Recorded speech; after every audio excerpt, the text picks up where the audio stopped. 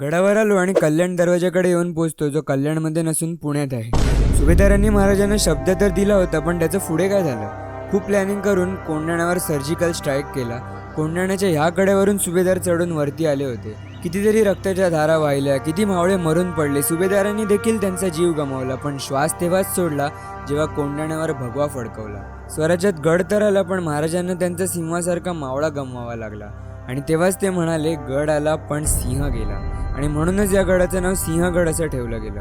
पूर्ण गडावर फिरून आल्यावर आम्ही पुन्हा त्या जागेवर येऊन पोचतो. हीच ती जागा जिकडे मी लहानपणी सगळ्यात आधी येऊन बसलो होतो. लाईफमध्ये मागे बघितल्यावर समजलं हा ट्रेकिंगचा प्रवास कसा सुरू झाला होता आणि आज मी कुठे येऊन पोचलोय.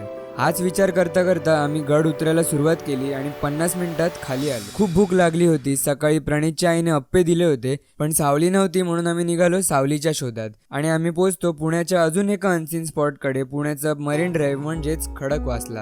And the trip was coming to an end. आम्ही कालपासून केलेल्या प्रत्येक गोष्टीबद्दल बोलत होतो. ती मस्ती, ती दोस्ती, ती मजा. आणि घरी जाऊन परत निघालो मुंबईला. ते बोलतात ना, unplanned trips are always the best ones. Here was an example. आणि त्यात प्रणीत सारखा आणि पुणेकर मित्र असला तर विषयच नाही.